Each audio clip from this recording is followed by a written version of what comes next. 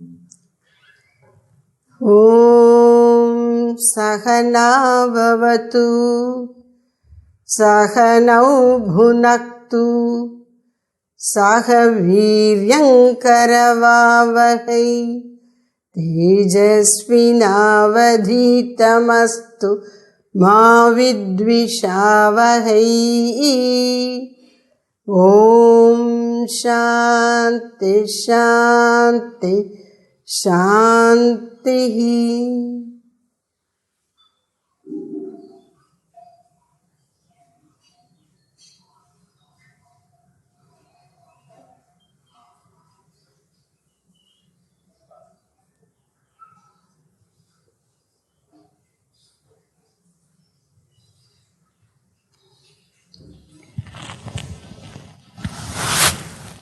தியான பயிற்சி செய்து தியான சித்தி பெற்று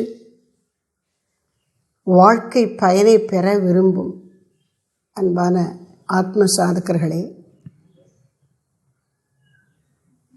சிறிது இடைவெளிக்கு பிறகு நம்முடைய தியான பயிற்சி வகுப்பை இன்று மீண்டும் தொடர்கின்றோம். முதலில் இந்திரியங்களை அமைதிப்படுத்துதல் வரை உள்ள பயிற்சிகளை செய்துவிட்டு கர்மயோகத்துக்குரிய விளக்கங்களை இன்று காண்போம்.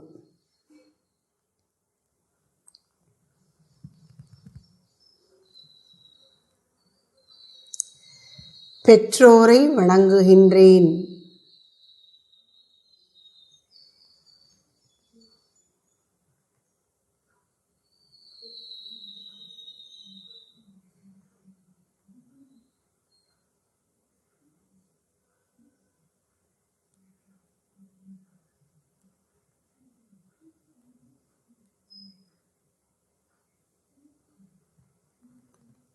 குருநாதரை துதிக்கின்றேன்.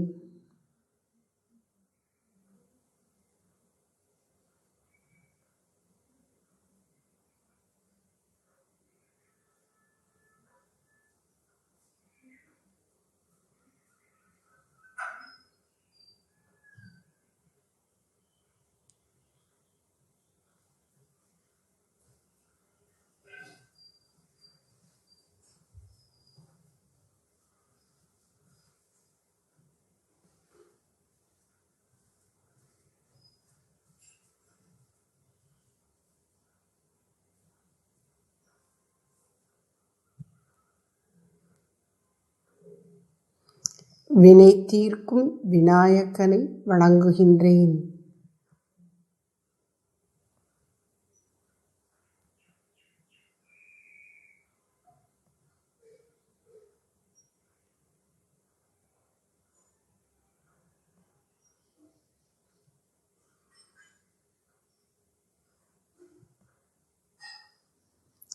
இஷ்ட தெய்வத்தை இதயத்தில் போற்றுகின்றேன்.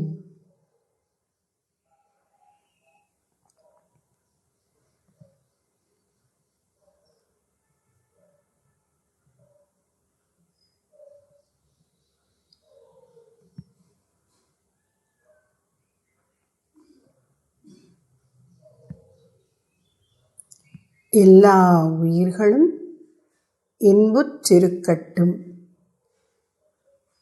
இந்த பிரார்த்தனையை நாலா திசைகளிலும் செலுத்துகின்றேன்.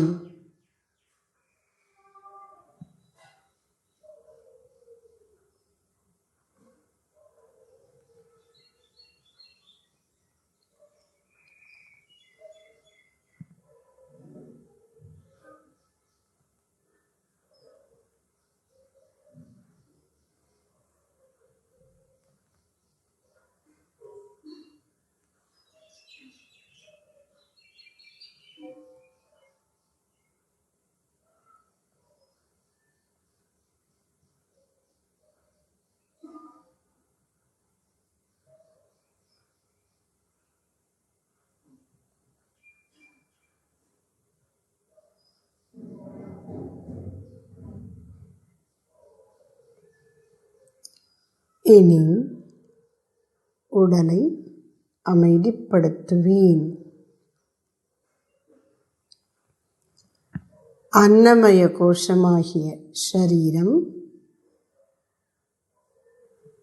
இறுக்கம் நீங்கி தளர்ந்து ஓய்வாக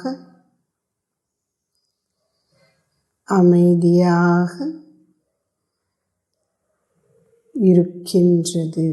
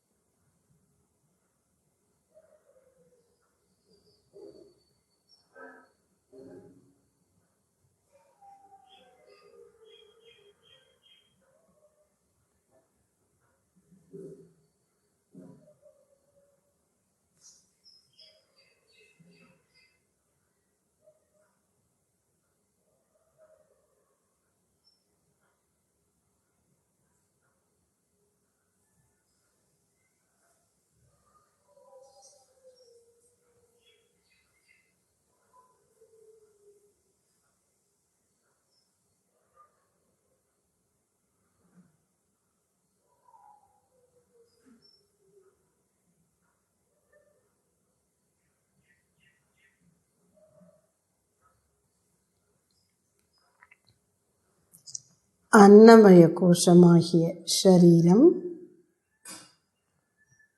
இறுக்கம் நீங்கி தளர்ந்து ஓய்வாக அமைதியாக இருக்கின்றது.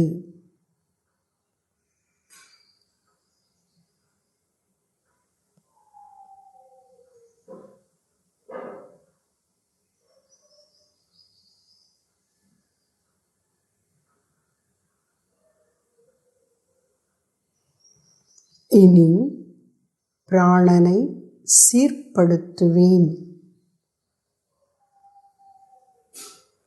ஓம்கார ஜபத்துடன் 6 சுற்று நாடி சுத்தி செய்வேன்.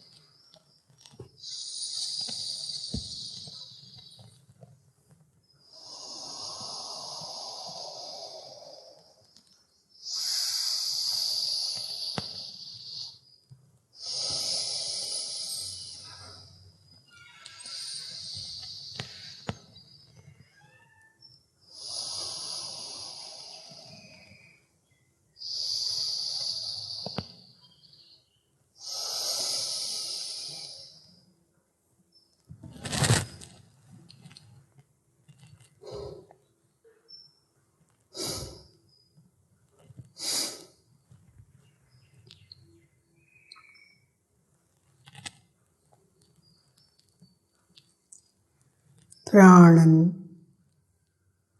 சீராக இயங்குகின்றது.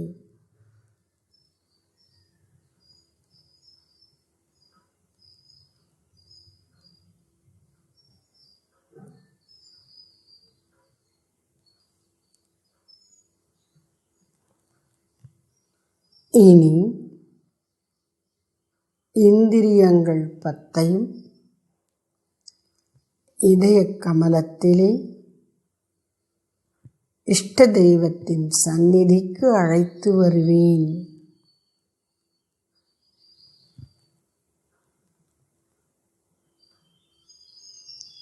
கண்கள் காண்பதெல்லாம் கடவுளையே நினைவூட்டட்டும்.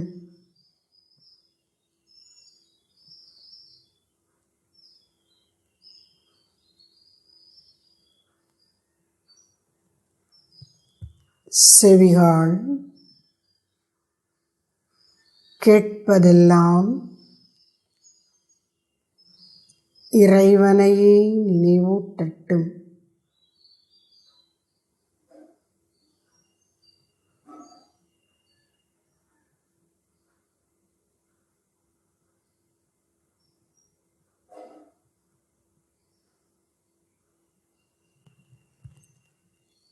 மூக்கே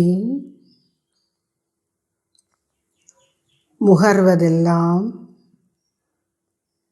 இறைவனையே நினைவூட்டட்டும்.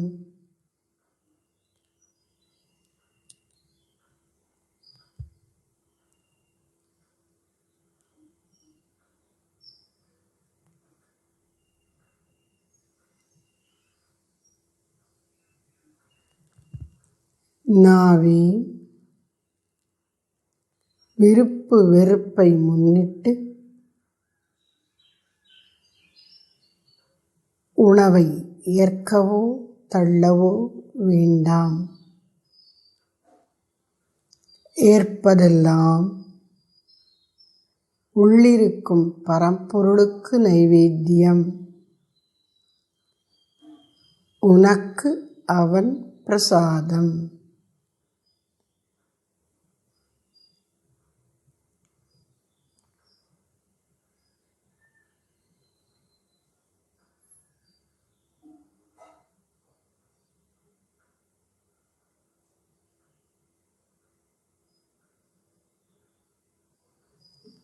ஊறு அல்லது ஸ்பர்ஷ உணர்ச்சியே குளிர், வெப்பம்,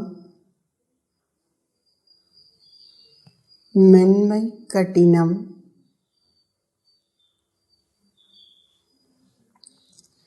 அரிப்பு, அமைதி,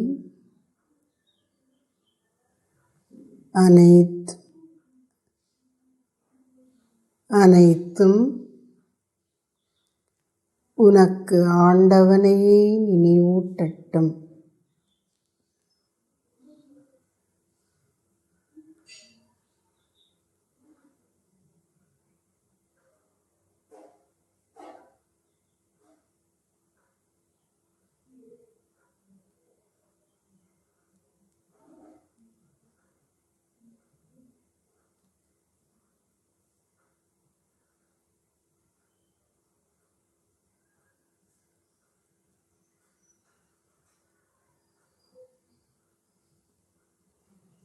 நாவே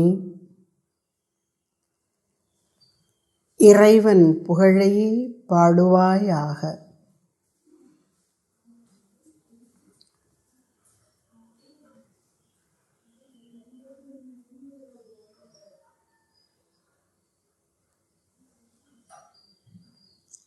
கைகள் ஆண்டவனையே கூப்பித் தொழுங்கள். அவன் பணியையே செய்யுங்கள்.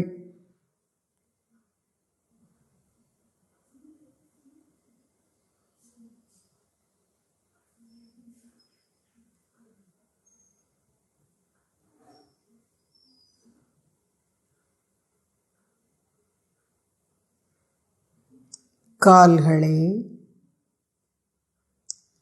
நிற்பதும் நடப்பதும் இருப்பதும் கிடப்பதும் அனைத்தும் ஆண்டவனையே நினைவூட்டட்டும். ஆண்டவன் பொருட்டு இருக்கட்டும்.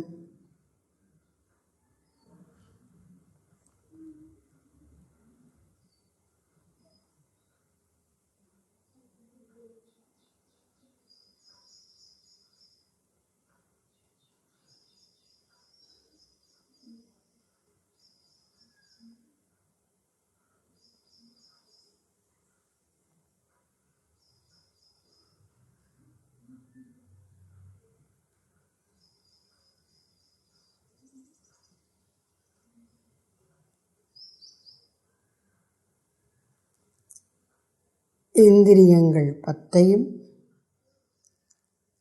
இஷ்ட தெய்வத்தின் அருள் என்னும் அக்னியில்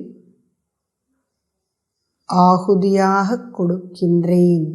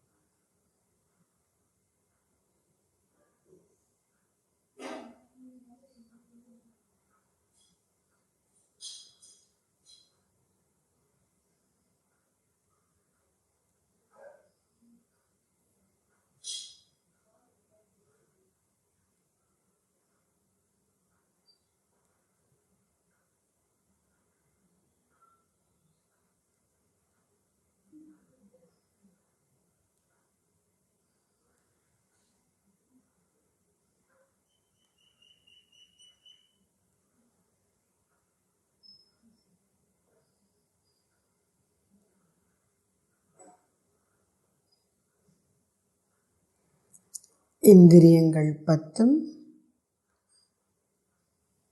அமைதியாக இருக்கின்றன.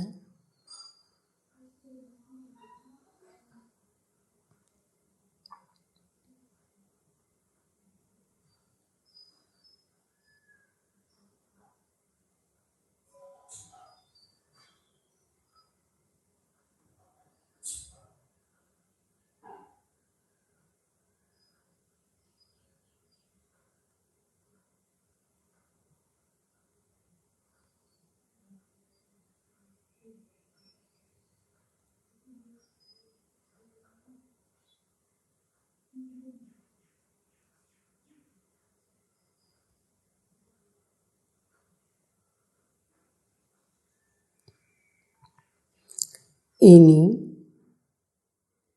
மனதை அமைதிப்படுத்துவேன்.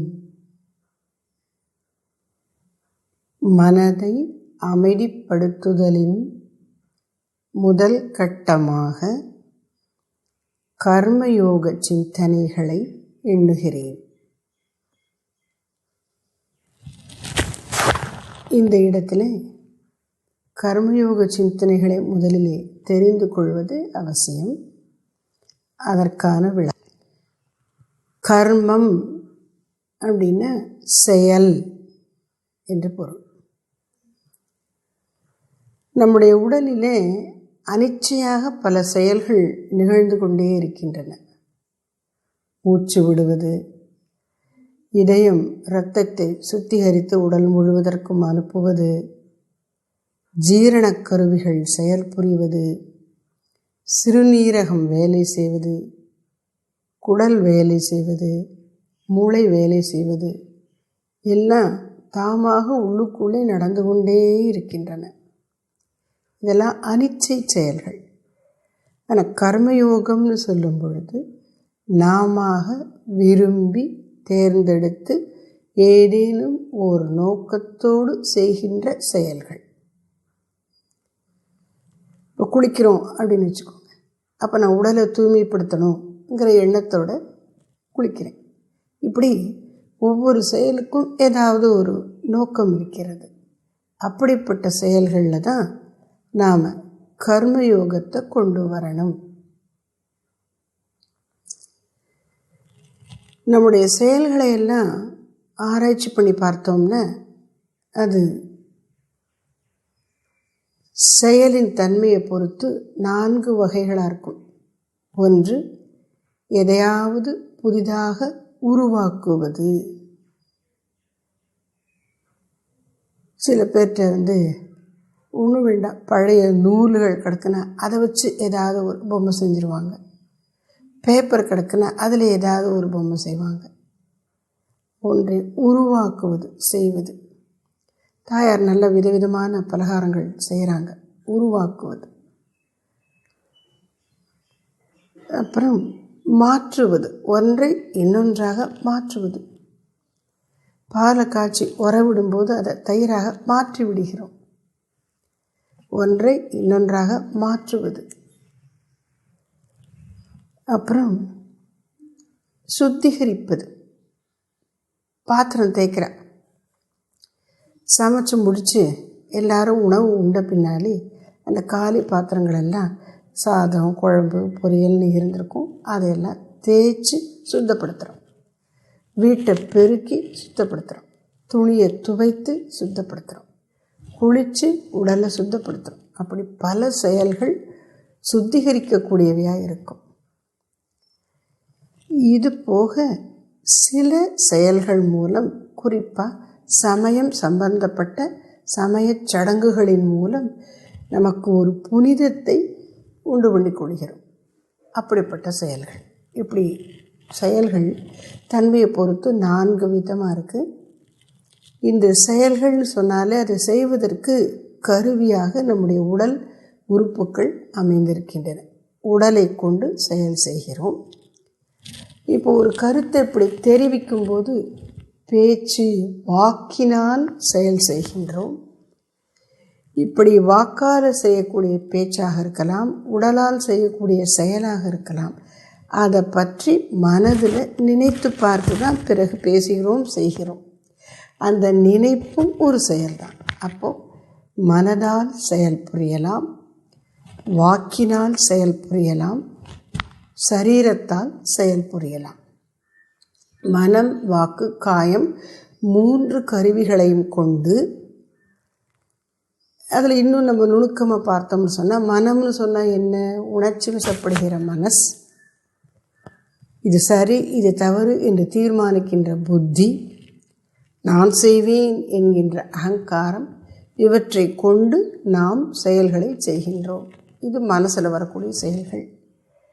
அப்புறம் வாக்காலேயோ உடலாலேயோ செய்யக்கூடிய செயல்களுக்கு உடலின் கருவிகளை, அதாவது உறுப்புக்களை, இந்திரியங்களை பயன்படுத்துகின்றோம். இப்படி செயல்கள் நடைபெறுகின்றன. இப்போது ஏற்கனவே நாம் பார்த்தோம், இந்த செயல்கள் ஏதேனும் ஒரு நோக்கத்தோடு செய்யப்படுகின்றன. இப்போது காலையில் எழுந்தவுடனே உடலை சுத்தம் பண்ணி கொண்டு குளித்து விட்டு வழிபாடு செய்துவிட்டு உணவு உண்கிறோம். இந்த உடலை தூய்மைப்படுத்துதல் அப்படிங்கிற செயல், உணவு உண்ணுதல் என்கிற செயல், சில சமயங்களில் நடைப்பயிற்சி, யோகாசனங்கள் இதெல்லாம் செய்கிறோம். இந்த உடற்பயிற்சிகள் இதெல்லாம் உடலை பரிபாலிப்பதன் பொருட்டு, தேக சம்ரக்ஷணம் அப்படின்னு சொல்கிறோம். உடலை காப்பாற்றுவதற்காக செய்யப்படுகிற செயல்கள். இது அடிப்படையாக எல்லாருக்கும் வந்துடும். இது போக இப்போ சாப்பிடணும்னு சொல்கிறோம். சாப்பாட்டுக்கு அரிசி மற்ற பொருட்களெல்லாம் வாங்கணும். உடை உடுத்தி கொள்கிறோம், அதற்கு பொருள் வேணும். ஒரு இடத்துல குடியிருக்கிறோம், அதற்கு. இப்படி வாழ்க்கையினுடைய அடிப்படை தேவைகளை நிறைவேற்றி கொள்வதற்கும், அதுக்கு மேலே கூடுதல் ஆசை இருந்தால் ஒரு டிவி வச்சுக்கிறாங்க, இன்னும் கொஞ்சம் ஆசை உள்ளவங்க ஹோம் தியேட்டர் வச்சுக்கிறாங்க. இது மாதிரியாக உலக அனுபவிக்கணும்னு நினச்சாலும் அதற்கும் நமக்கு பொருள் வேணும். இந்த பொருள் சம்பாதிப்பதற்கு செயலில் இறங்க வேண்டும். அரசாங்க உத்தியோகம் பார்க்கலாம், சொந்தமாக தொழில் நடத்தலாம், விவசாயம் பார்க்கலாம், ஏதாவது ஒன்று செய்யணும். இந்த செயல்கள் எல்லாமும் நாம் கர்மயோக மனப்பான்மையில் செய்ய வேண்டும். அப்புறம் இறை வழிபாட்டில் ஈடுபடுகிறோம். இது உடலை காப்பாற்றுற செயல் மாதிரியோ இல்லை பொருள் ஈட்டுகிற செயல் போலவோ அல்ல. அதுக்கு மேலே இந்த உடம்புக்கு மேலே இந்த மனதும் உயிரும் சேர்ந்ததாக உள்ளத்தில் இருக்கக்கூடிய ஜீவன்னு ஒன்று இருக்குது பாருங்கள். அந்த ஜீவனுக்கு நலன் செய்தல் பொருட்டு இறை வழிபாட்டில் ஈடுபடுகிறோம். அதையும் கர்மயோகி எப்படி செய்வான் அப்படின்னு பார்க்கணும். அப்போது உடலை பரிபாலிப்பதற்கும் உலக வாழ்க்கையை நடத்துவதற்கும் இறைவனை வழிபடுவதற்கும் இறைவனோடு தொடர்பு கொள்வதற்கும் நாம் செய்யக்கூடிய செயல்கள் அனைத்தையும் கர்மம்னு சொல்லலாம். இந்த செயல்களை என்ன மனப்பான்மையில் செய்கின்றோம், இந்த செயல்களை செய்யும் பொழுது நம்முடைய மனநிலை எப்படி இருக்கிறது, இந்த செயல்களின் பலனை குறித்து நாம் என்ன எண்ணுகின்றோம், இந்த செயலின் தன்மையை குறித்து நம்முடைய கருத்து எப்படி இருக்கிறது, இந்த செயல் புரியும் பொழுது நம் உடன் பணிபுரிகிறவர்களை குறித்து நாம் என்ன எண்ணுகிறோம், இதையெல்லாம் சரி செய்தால் அது கர்மயோகம் ஆகிவிடும். அதனால் கர்மம்னா என்னன்னு பார்த்தோம். கர்மயோகத்திற்கு ஒரு ஆரம்ப விளக்கமும் பார்த்தோம். அந்த கர்மயோக மனப்பான்மை நமக்கு மிகவும் அவசியம். கர்மயோக மனப்பான்மை நன்கு கைவர பெற்றவர்களுக்குத்தான் தியானம் நன்றாக செய்ய முடியும். கர்மயோகத்தினுடைய முக்கியமான 4 கருத்துக்களை நாம் பார்க்கணும். அதற்கு முன்னால் கர்மத்தை பற்றி ஸ்ரீகிருஷ்ண பகவான் தெளிவாக பகவத்கீதையிலே கூறியிருப்பதை பார்ப்போம். கர்மணி ஏவ அதிகாரக தே, உனக்கு கர்மத்தில்தான் அதிகாரம் இருக்கிறது. இங்கே அதிகாரம் அப்படின்னு சொன்னால் 2 அர்த்தம். தகுதி, உரிமை. இப்போ சாதாரணமாக எனக்கு இது வேணும், எனக்கு நீங்கள் இதை கொடுத்தாகணும் அப்படிலாம் நம்ம நினைக்கிறோம். அப்படி நீ செயலை விட்டுட்டு சும்மா இருக்கேன், அதுக்கு எனக்கு உரிமை இருக்குது அப்படின்னு சொல்லக்கூடாது. நீ கர்மம் புரிந்தாக வேண்டும். கர்மம் செய்வது அவசியம். அதனால் கர்மம் செய்வதற்குத்தான் உனக்கு உரிமை இருக்கிறது, செய்யாமல் இருப்பதற்கு அல்ல. கர்மணி ஏவ அதிகாரகத்தை கர்மண்யேவாதிகாரஸ்தே மா பலேஷு கதாச்சன, ஒரு பொழுதும் அதன் பலனில் உனக்கு கட்டுப்பாடு இல்லை, அதன் பலனில் உனக்கு உரிமை இல்லை அப்படின்னு சொன்ன, செயல் செய்தால் அதற்கு நிச்சயம் விளைவு இருக்கும். என்ன செயல் செய்தாலும் அதற்கு ஒரு பலன் இருக்கும். அப்போ பலன் கிடையாதுன்னு சொல்கிறீங்களான்னா பலன் இருக்கும். உனக்கு அதில் எவ்வளவு தூரத்துக்கு உரிமை இருக்கிறது அதை நீ புரிஞ்சுக்கணும். செயல் செய்வதற்குத்தான் உனக்கு தகுதி இருக்கிறது, உரிமை இருக்கிறது. பலனை தீர்மானிக்கக்கூடிய சக்தி உன்னிடத்து இல்லை. நீ பலனை விரும்பலாம், ஆனால் நீ விரும்பினபடி தான் அந்த பலன் வரணும் என்று இல்லை. மா கர்ம பல ஹேத்துர் பூஹு, கர்ம பலன் முற்றிலும் உன் கைவசம் இல்லை என்பதனால் நீ என்ன செய்ய வேண்டும்? கர்ம பலன் விளைவிப்பவன் ஆகிவிடாதே. மா கர்ம பலஹேத்துகு பூஹு, ஒருபோதும் வினைப்பயன் விளைவிப்பவன் ஆய்விடாதே. மாத்தே சங்கோஸ்துவ கர்மணி, அப்போது கர்ம பலன் என் கையில் இல்லை, செயல் மட்டும்தான் நான் புரியணும், நான் எதுக்கு செய்யணும், நான் செய்யாமலே இருந்துடுறேனே அப்படின்னு சொல்ல முடியாது. வெறுமனே இருப்பதில் விருப்பு கொள்ளாதே, செயல் புரியாமல் வெறுமனே இருப்பதற்கு ஆசைப்படாதே. இந்த அடிப்படையை புரிந்து கொண்டு செயல் புரிய வேண்டும். ஆனால் செயலின் பலனில் எனக்கு முழு கட்டுப்பாடு இல்லை, எனவே நான் செயலின் பலனை உருவாக்க ஆசைப்படக்கூடாது, அதற்காக சும்மா இருக்கவும் கூடாது. இதை புரிந்து கொண்டால்தான் நாம் அடுத்தபடியாக கர்மயோக சிந்தனைகளை புரிந்து கொள்ள முடியும். சரி, கர்மயோக சிந்தனைகள். கர்மயோக சிந்தனைகள் அப்படின்னா என்ன அப்படின்னா, ஒரு 4 விதமான முக்கியமான அடிப்படை சிந்தனைகள் இருக்குது. ஒன்று, செய்வதெல்லாம் ஈஸ்வர அர்ப்பணம். இரண்டாவது, வருவதெல்லாம் ஈஸ்வர பிரசாதம். மூன்றாவது, விடாமுயற்சி. நான்காவது, சேவை. இந்த 4 விஷயங்களும் தான் கர்மயோகத்தினுடைய அடிப்படைகள். இவற்றை பற்றின விளக்கத்தை அடுத்த வகுப்பில் பார்ப்போம்.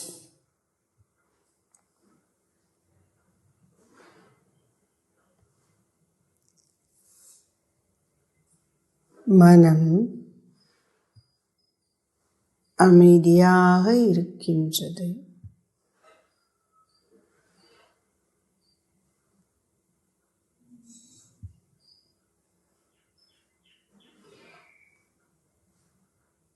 இந்திரியங்கள் 10 அமைதியாக இருக்கின்றன.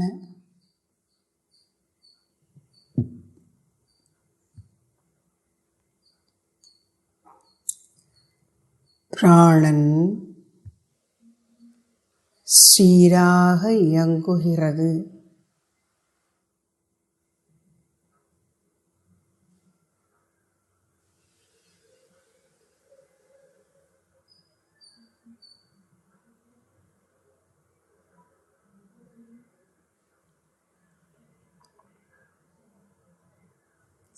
அன்னமய கோஷமாகிய சரீரம்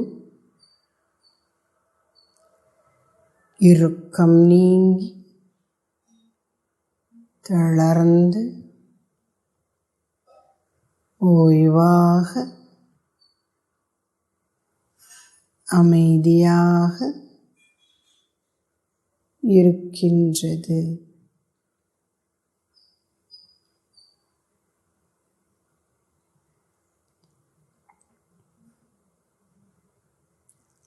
எல்லா உயிர்களும் இன்புற்றிருக்கட்டும்.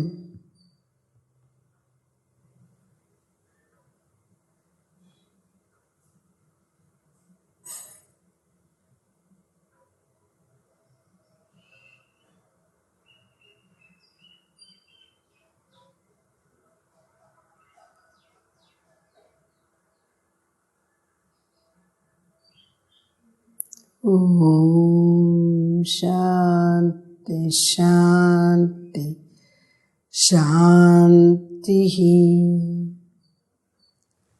जय श्री गुरु महाराज की जय.